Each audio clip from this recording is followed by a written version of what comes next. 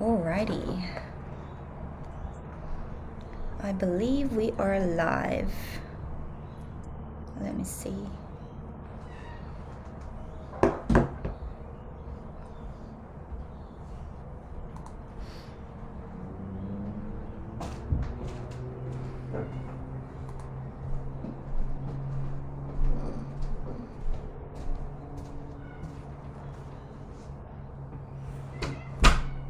Okay. Good morning, good morning, good morning, everyone. Welcome to another live episode of Women Unleashed. It is Saturday morning in Australia. I have a beautiful guest streaming all the way from Chicago. And today, this morning, I am feeling very honored and very blessed to be a part of this conversation. For those of you who have been watching and tuning in to Women Unleashed, you know that this show is all about creating intergenerational transformation.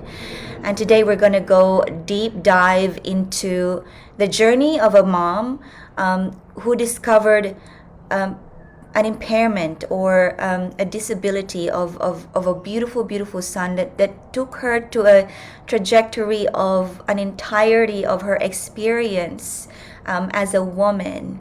And really, the honor for me is that I don't personally even, I've never heard of this before. And so to be able to have this conversation with Stephanie today and to share it with all of you who are watching this and who will be watching this in the future, my intention is that you will hear with an open heart. You will help us spread the awareness. You will help us create the intention that we can all come together to create a more inclusive, to create a more a strong collective human community that comes together and really just look into the well-being of a person as a person, not as a generalized kind of subject. So today it's going to be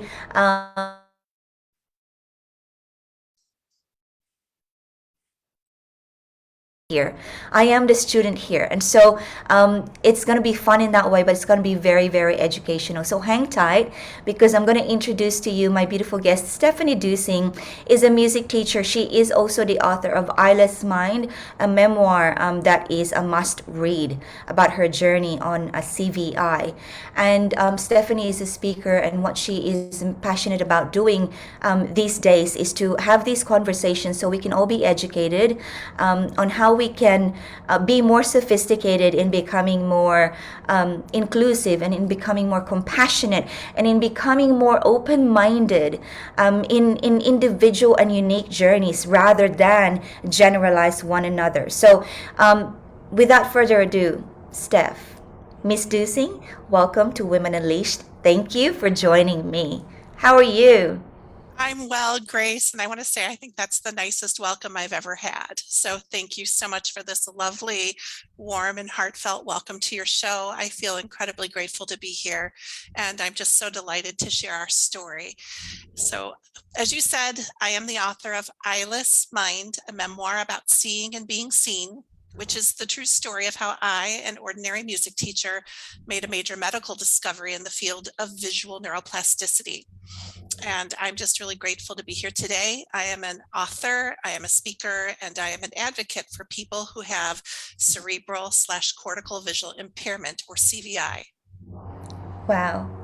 Thank you. A lot of I feel like this conversation's overarching theme is really about the difference between looking and seeing, not just in the real neuroplastic point of view, but in a spiritual sense as well, because it happened in your journey.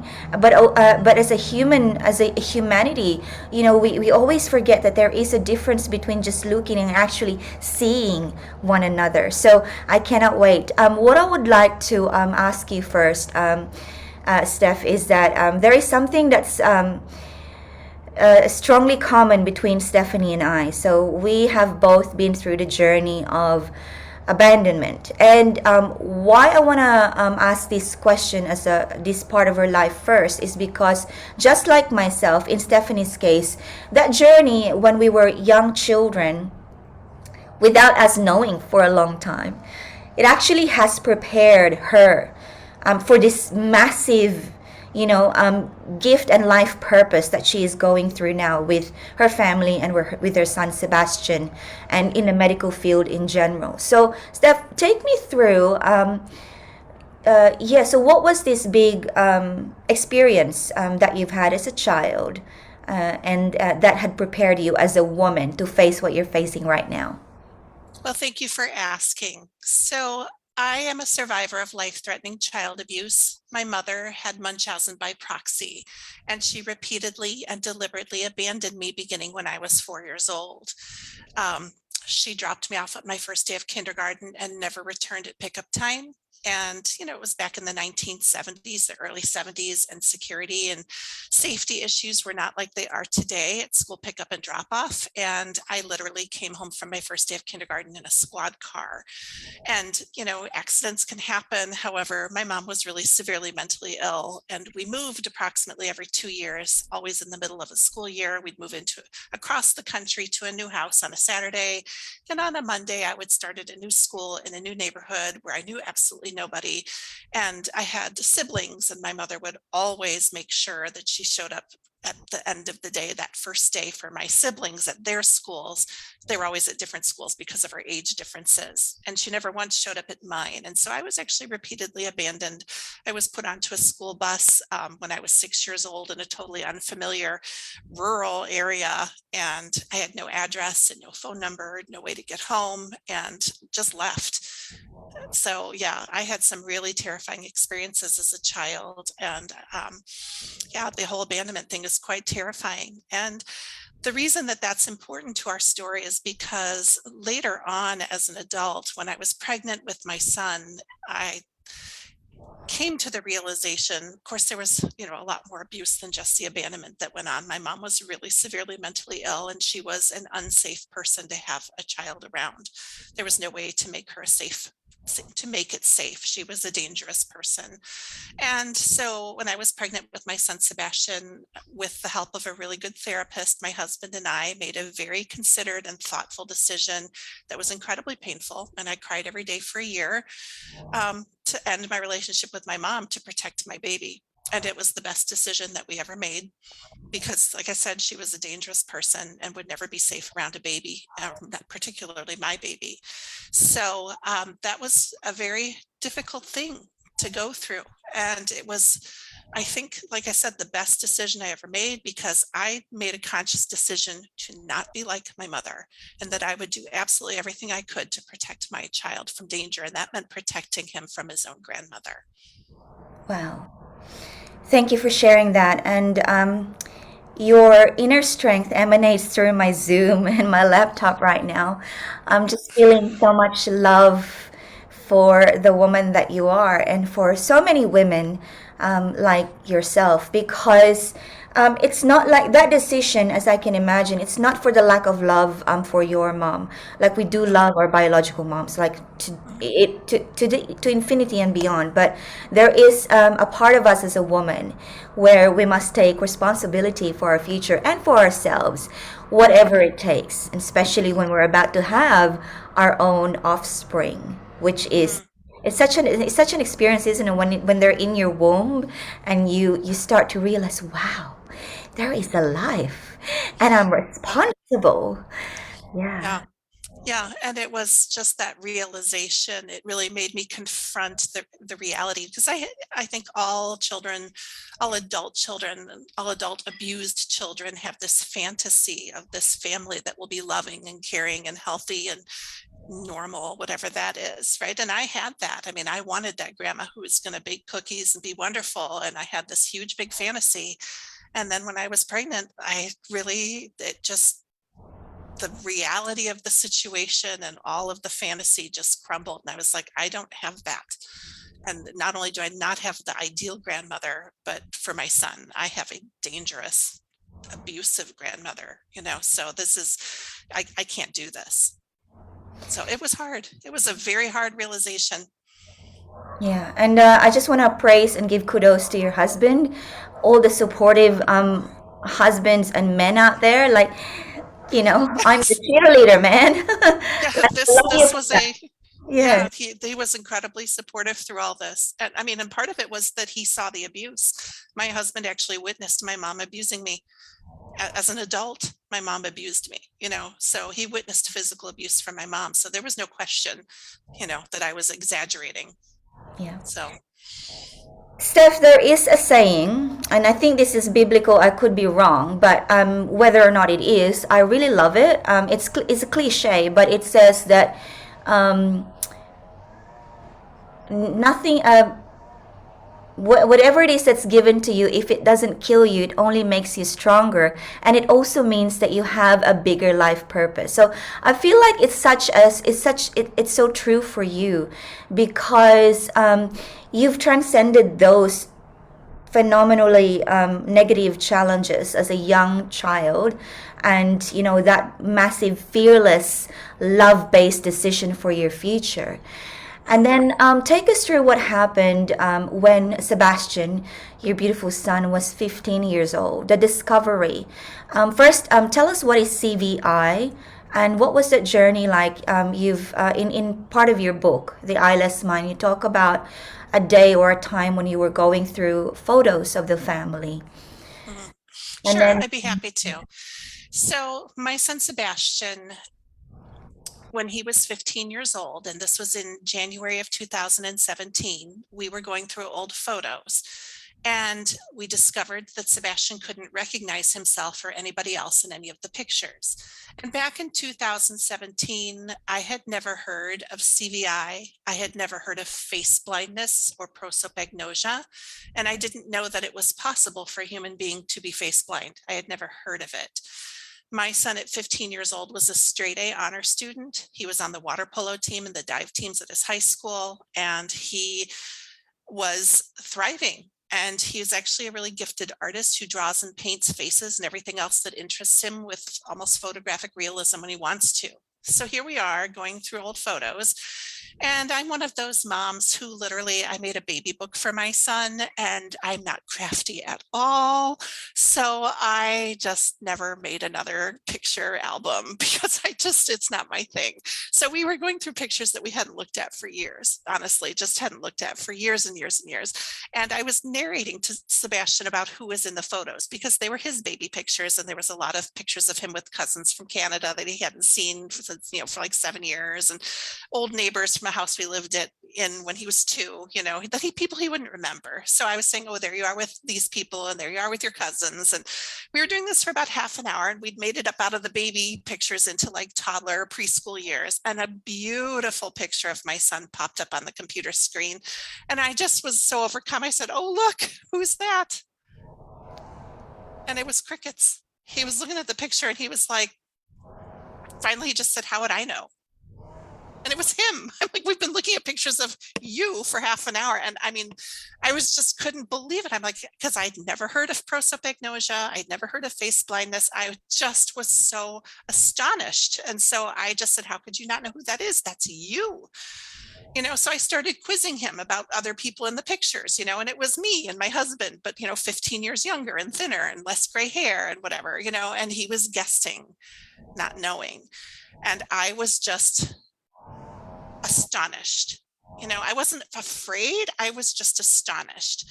And so that night, after he went to bed, I was on my phone and I was researching like facial recognition, and all kinds of things came up about facial recognition software. And it was finally, I found prosopagnosia. That's a face blindness. And the information I found was actually incorrect. It said it was extremely rare. That's not true.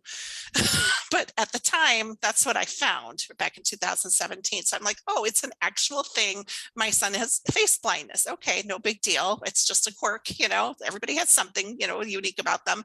I wasn't too concerned. But the very next day, we discovered that Sebastian had taught himself to navigate our own home by counting his steps and turns, and had been navigating our own home that way his whole life without anybody knowing.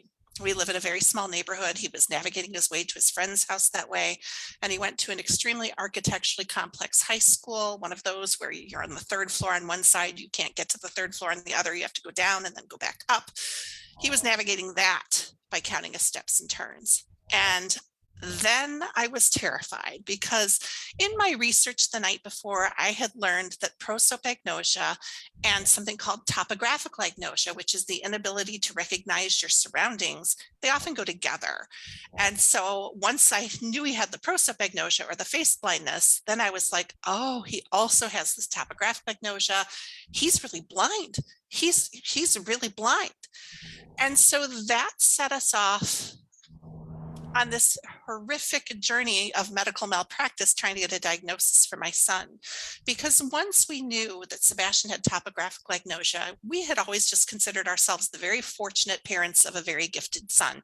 He was a straight A honor student, and I mean, it always scored in the very top in all testing, standardized testing. And I mean, we just consider ourselves very lucky. And overnight, we turned into the parents of a child that we didn't know would ever be safe to live independently, because I knew he needed to have help to learn how to navigate safely as a blind person. And I didn't know if he could learn at that time. And so I immediately, that very next day, made an appointment with my son's neuropsychologist, who had done a full neuropsych evaluation on my son for a totally unrelated concussion that he'd had the previous fall. And this doctor, I was actually using the correct medical terminology to describe my son's symptoms from that very first appointment. And the doctor said, I can't help you, and I don't know anyone who can. Good luck with that. And we saw optometrists, neuro-optometrists, ophthalmologists, neuro-ophthalmologists, neurologists, neuropsychologists, and we traveled across the country looking for anyone who could diagnose my son and prescribe a couple of weeks of orientation and mobility training so that my son could safely navigate and go off to college and live safely independently. We were not asking for medications. We were not asking for a lobotomy or unneeded surgery. We were just asking for a little bit of help, and we were labeled crazy by the medical establishment. And I was labeled a Munchausen mom. And it turns out we went through this whole horrific thing. My son actually has a condition called cerebral/cortical visual impairment, which was identified as the #1 cause of visual impairment in the developed world more than 10 years ago, and it still doesn't have a diagnostic code. There are tens of thousands of people here in the US who have CVI, and they are struggling to get diagnostic, educational, and habilitative services just like we did. And it is a true public health crisis.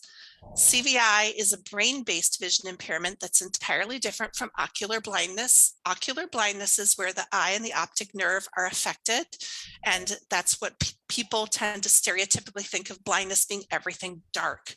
Well, CVI is a brain-based vision impairment, and it is actually common for people who have CVI to have normal acuity.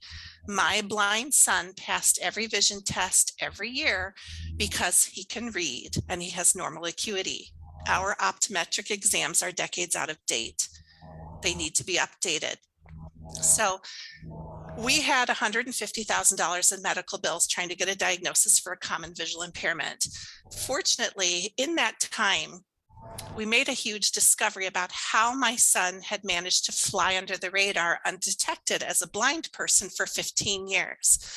My son Sebastian is the only person in the world known to process his vision verbally, which means that he sees with words like a bat sees with sound.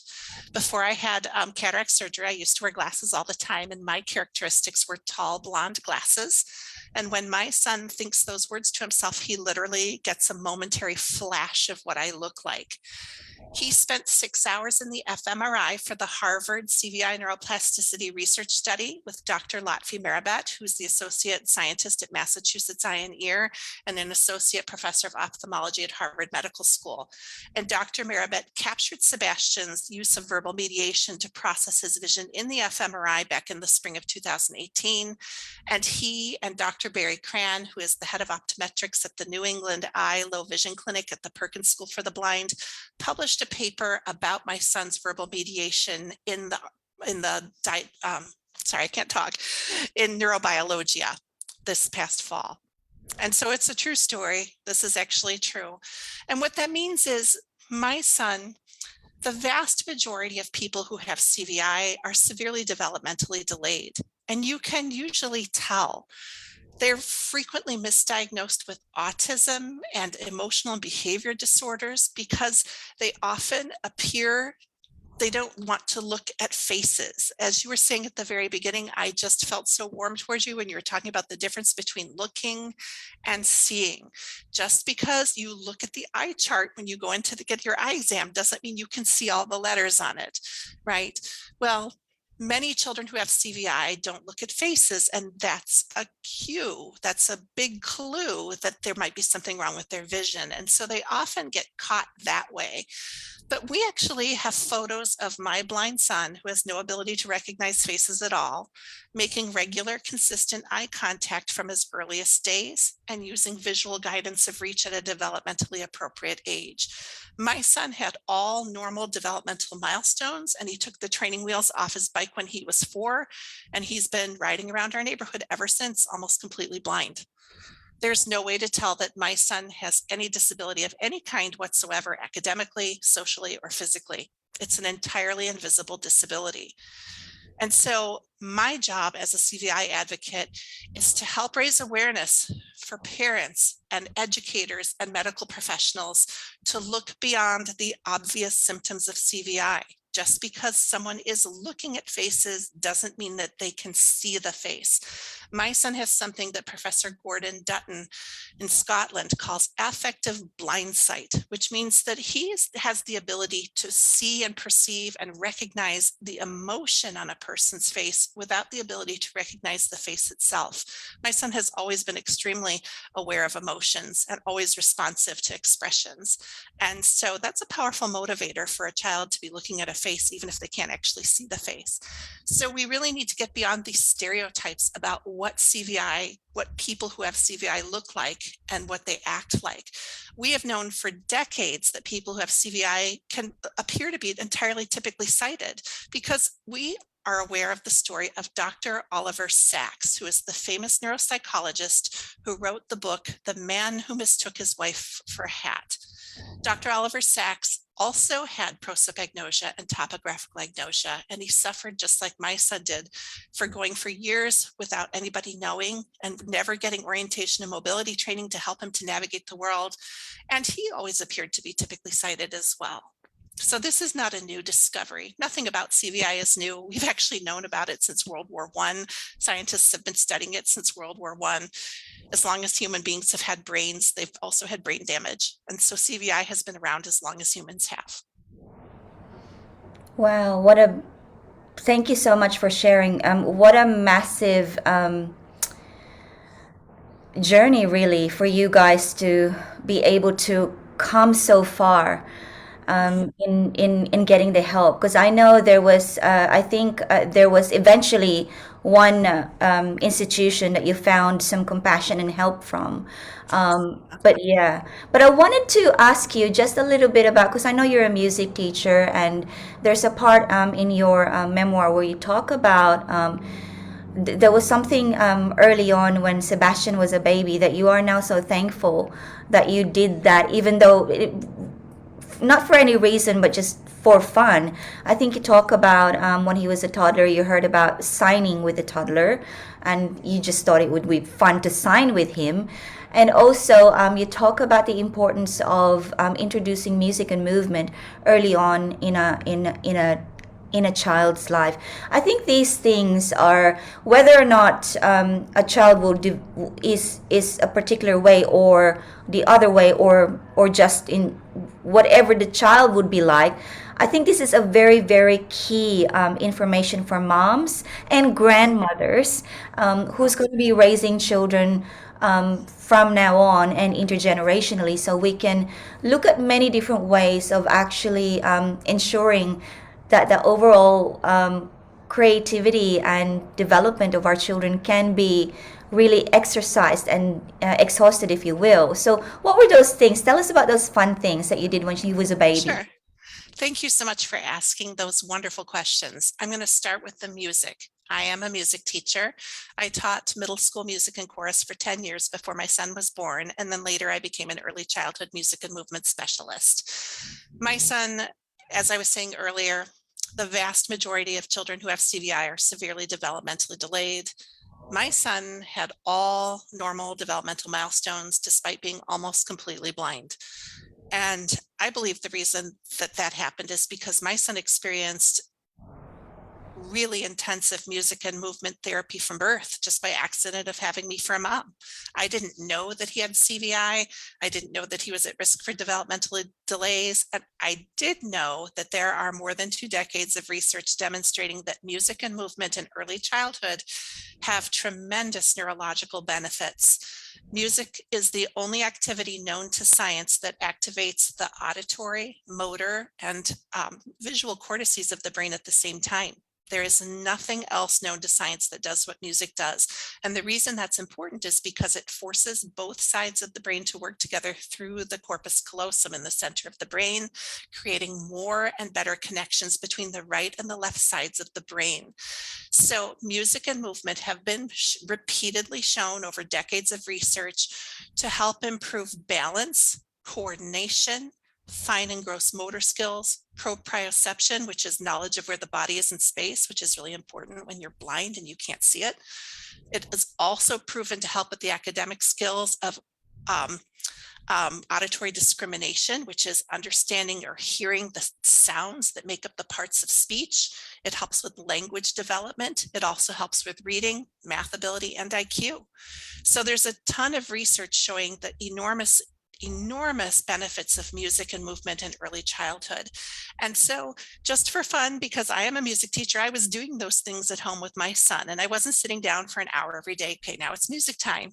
I was rocking him as I sang lullabies to him when he was sleepy. And when he was happy and playful and I was in a good mood, then we were dancing around to some song, and, we were playing bouncing games and body awareness rhymes when he was on the changing table. And, just throughout the day, every day, my son was danced with and bounced and rocked and played with, and just throughout the day.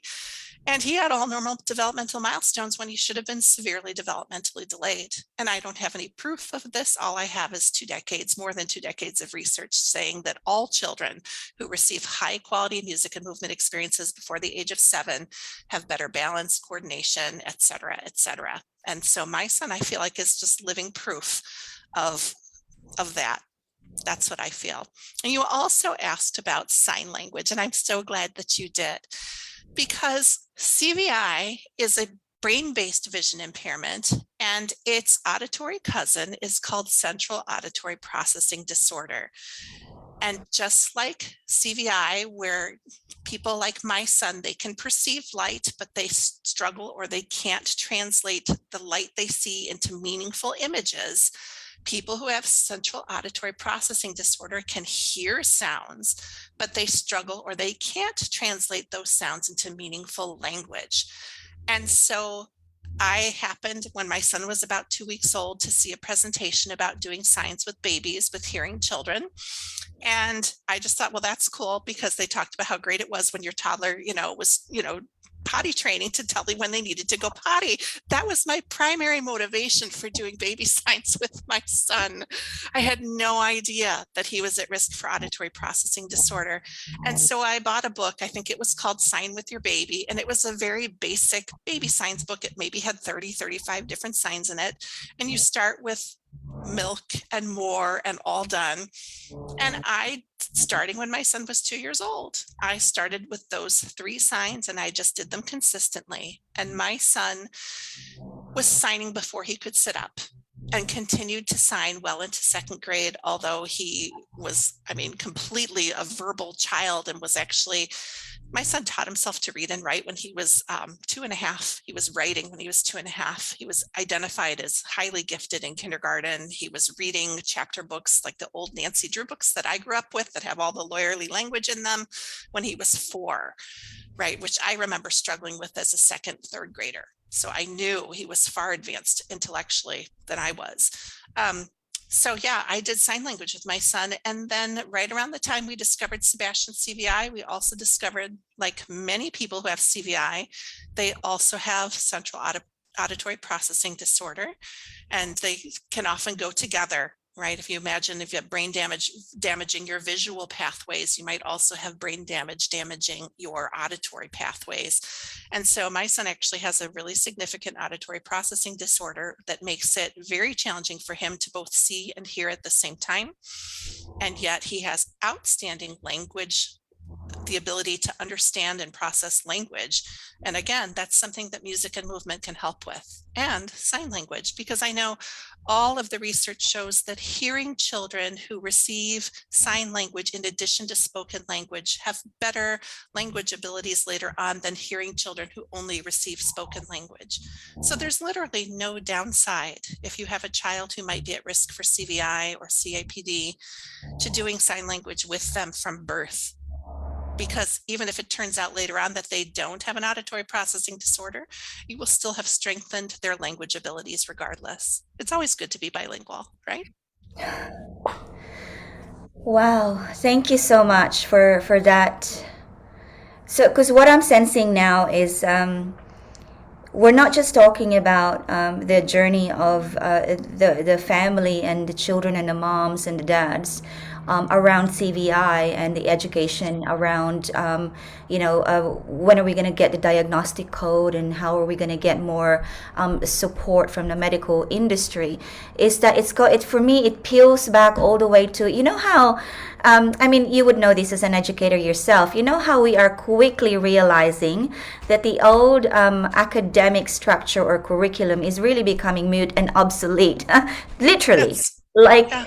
and so seems to me that what you were just talking about, Steph, is that there are so many ways to optimize the human capacity when you start from when they're in the womb and when they're children by showing them different ways of being able to access those pathways in the brain that we really don't do because we just teach straight language. We don't pay attention to how music and movement might be the best way to introduce children into the world when they're very, very, very, well, like sponges, really. So I feel like there is so much that you as a woman like yourself, like 1 in 8 billion, can help us with. This conversation is, I feel, is very limited in time, but I'm very grateful because you're such a generous speaker and woman. So thank you for those little pieces of wisdom. What I want to ask next is about, I want to hear from Sebastian through yourself, because he's not here with us today, obviously, but so how is he now, and what is it like for him? Because I know I can imagine, as you mentioned in parts of your book, that there are some things that he gets really a little bit irritated about, the pet peeves, if you will, on how general people perceive what a CVI person could be going through or not going through. Like they just kind of yeah try to think that they know more than the actual person themselves. Tell us Thank you. more about that. Right. Thank you. And yeah, I mean, it's the assumption that typically sighted people, they often assume they can tell what someone else is seeing based on the fact that they just happen to be looking in the direction of something, is definitely a pet peeve for both of us. And we experienced that as we were going through the process, the agony of trying to get a diagnosis for something that the medical professionals didn't have any training in and didn't know anything about, even though it's completely common. So yeah, it's really important to be aware of the difference between looking and seeing, that looking is a behavior that tells you absolutely nothing about what someone is actually seeing. And I think anyone who's ever been to the eye doctor and looked at the eye chart should understand that, right? Just, I mean, if you look at the eye chart, I mean, for me, before I had cataract surgery, I could barely see the giant E, right? Like just because I'm looking at it doesn't mean I can see it, and CVI is not magically different from ocular vision impairments in that way. You cannot tell what someone is seeing just because they're looking at a face or they're looking at something. And so, yeah, it's really important to communicate with people who have CVI and to ask them what they can see. And many people who have CVI are non-speaking, and we're learning more and more how important it is that we need to listen to the voices of non-speaking individuals as well. I can't think of the names offhand, but I believe we had two autistic people recently graduate in California, I want to say, and the last names and the names are escaping me, but they are the first people to graduate from this university, and they're non-speaking autistic individuals. And just because someone isn't speaking doesn't mean that they aren't thinking and they can't communicate and they don't know exactly what kinds of things they need and they don't know what's wrong with them. And so it behooves us as neurotypical people to listen to the experts, and that's the people who are actually affected. I feel like assumption should be one of the 10 mortal sins in every way. It just Yes. it's terrible. It's terrible to assume anything about anything. It just is. Like in a world where we are exploring self-awareness and cosmic shifts, it just is one of the most terrible things you can do about anything or anyone is to make assumptions. Right. Um, And we really struggled with that because my son can read. And it comes down to, for your listeners, I know you don't have a lot of time, so you go ahead and tell me if this is too long, but I just wanted to say the brain, the way the brain processes vision, more than 40% of the brain is involved in visual processing. And so when light comes through the eye and is converted to an electrical signal and goes through the lateral geniculate nuclei or the LGN and travels to the back of the brain, then there's all different kinds of things that happen during that visual processing, and motion is processed in the back of the brain, and faces is processed in the right fusiform gyrus of the brain, which is right here, kind of above and behind your right ear. So depending on where your brain damage is, that affects what things you may be able to see and what things you may not be able to see. And my son has no ability whatsoever to recognize faces, places, objects, or biological forms, hands, face, body. He can't recognize any of it. But he has a perfect ability to recognize words, letters, numbers, simple shapes, because the areas of his brain that recognize those things are not damaged. And so we were repeatedly told that there was no possible way my son could have anything wrong with his vision because he can read. Well, Dr. Oliver Sacks, who I mentioned earlier, brilliant man, also could read, and yet he still had severe visual impairment, just like my son did. And so we really need optometrists and medical professionals and educators and teachers of the visually impaired to understand that human vision did not evolve for the single purpose of reading. There's more to vision than just reading. And just because someone can read doesn't mean they might also not they might also need help with navigation. They might need help identifying people. There's more to vision than just acuity and the ability to read. Wow, it's such an interesting topic for me. Thank you for sharing. So, what is the future? So let me focus on Sebastian first. What's next for him? What's in store for him in the future, and how is he doing now?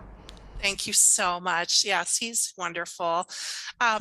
So Sebastian, although he has almost no visual memory whatsoever, he actually scored a 5 on the AP Art History exam in high school, and he received the Presidential Award and Scholarship to the School of the Art Institute in Chicago, where he was actually studying art history blind. You can see why we had no idea that he had anything at all. He's pretty quick, pretty smart. So he had a wonderful freshman year, which I think was 2020, and he took a science course while he was there, and he really connected with a certain professor. And this has led him down a rabbit hole of a STEM career. And so he's now pursuing a STEM career instead because he really had this wonderful connection. And yeah, he's enjoying it and thriving. And he managed to, after it took us 15 months from the time we discovered Sebastian had CVI to the time we got a diagnosis from Dr. Barry Cran, who's the head of optometrics at the Perkins School for the Blind and is absolutely amazing man. And then the research study with Dr. Lotfi Marabet. Anyway, long story short, in that time, I mean, since that time, Sebastian has really grown because we were able to get him white cane training orientation and mobility with a white cane through Leader Dogs for the Blind. They flew him out free of charge. They were absolutely fabulous. And Sebastian is now perfectly safe to travel. He lives independently. He's off at college. He's getting straight A's, and he travels the world by himself. And that's all we ever asked for. Just, to give him a little bit of orientation and mobility training with the white cane, and to not be terrified of that. I mean, that was all we were asking for from the very first medical appointment. And the doctor looked at us like we were just nutcases, like we were just horrible people, like we wanted to chop all his arms and legs off. Like, no, this really isn't frightening. It's just a white cane. It's just a cane. It's not going to hurt you. It's amazing when, because I know in your journey, just as a side, I know in your journey there were so many arrogance and even hostility Oh, yeah.